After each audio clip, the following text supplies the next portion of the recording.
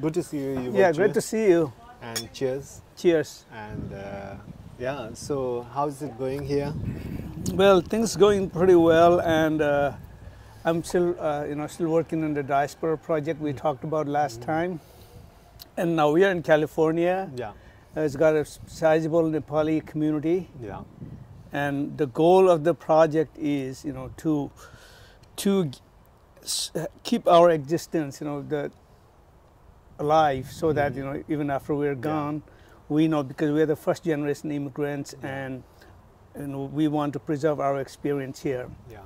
And to do that, we also need to involve our Nepali community. Yeah, of course, of course. And being an artist, I feel, we need to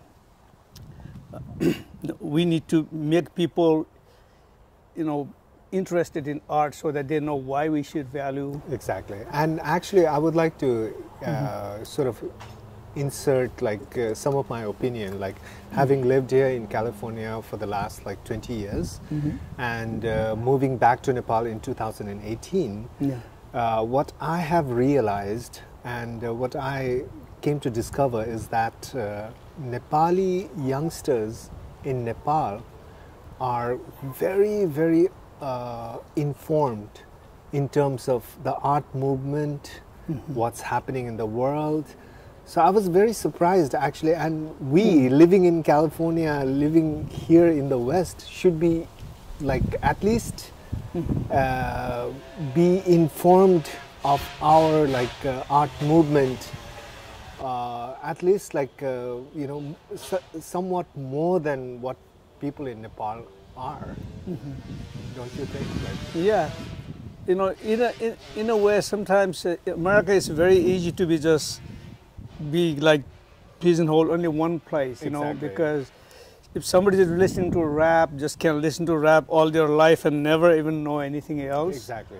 When we were in Nepal, we were forced to listen to everything, because everybody's playing video music everywhere. So I knew what was the hit songs. Now I don't know who is Exactly. I even can't say, if somebody asks me what is a Rihanna, I don't know what song she sang, Yeah. But when I was in Nepal, I would know everything like that. Yeah. But I think, so having said that, I think it would be interesting I think now that the second generation and even third generation is already emerging here in the States of the diaspora. So probably it's about time for us to also pay attention to our Nepalese artists' contribution to Nepali art scene, be it in Nepal or abroad, yourself. You've been so dedicated to actually promote and continue this tradition.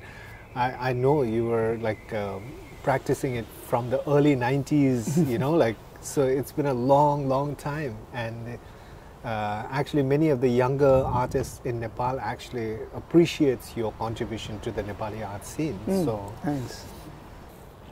Yeah. Yeah, well, I think now it's interesting because even in places speaking of artists, let's talk about artists from South Asian region, Pakistan, Bangladesh, India, Sri Lanka are doing very, very well. And why they're able to actually come forward and be visible in the international art arena is because there is a support system created within the community itself.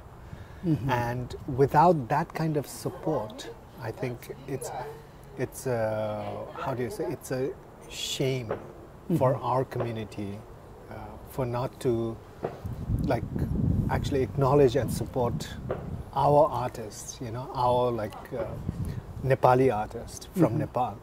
So I think it's about time that at least support, in the sense, at least maybe being aware of them, understanding where they're headed and what they're doing, so that I think over years there could be another type of support, like actually like acquiring their works or whatever. That can come afterwards, but at least being informed. Yeah, but the thing I feel is, what I want to do is at this point, first one we need to do few concrete things. I want to have a show, diaspora related art show, because the thing about that is I want to use public space, not commercial gallery, because we won't be selling any artwork. And also, only when we make people invest something, they will truly value. So I want to do is I want to also make a documentary. We're working with several friends, and so we want to make a documentary about our existence here.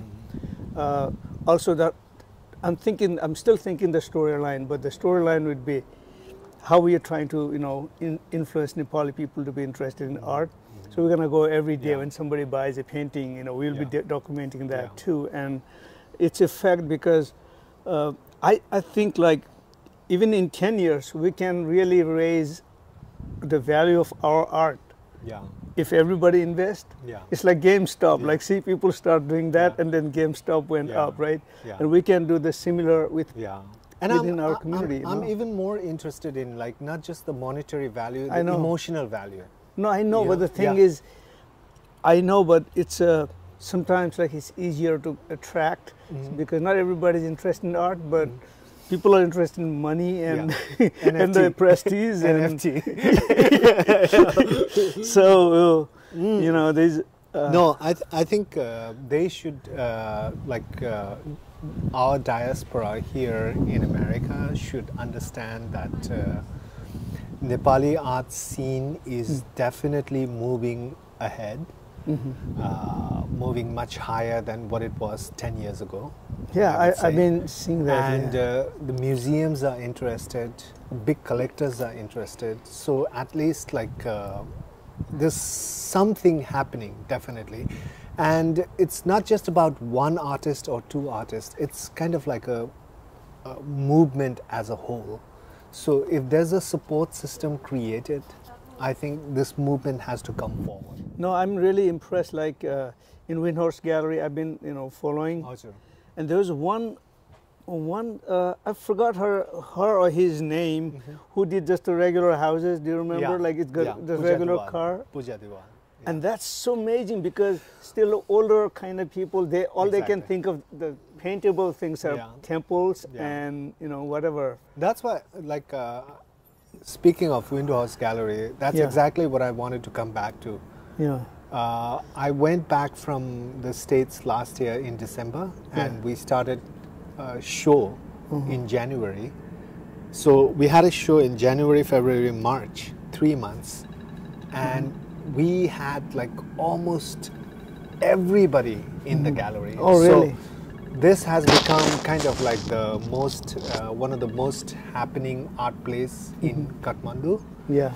And both in terms of revenue and footfall. So we had like, and 80% of the people who actually visited the gallery had never ever gone to a gallery before in their life. That's good. So we're creating a new culture, and I think it's very important for us, our diaspora here in the States. Like I know, like every time we have shows in museums or galleries here, very few Nepali audience actually show up. And I think it has to change. Yeah, actually, I'm planning to have a meeting. I've been talking with several, leaders of organizations, and I find there are about 75 Nepali organizations in the Bay Area.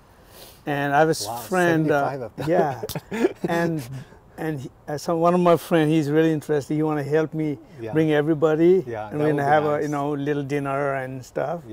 So also. Another one way I want to raise money for this documentary, equipment. Actually, all we need is equipment. I've already spent about 15 grand, but we need about 15 more grand.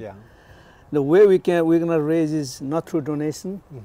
We'll make some art available from $100 to $5,000. Okay, and whoever can afford.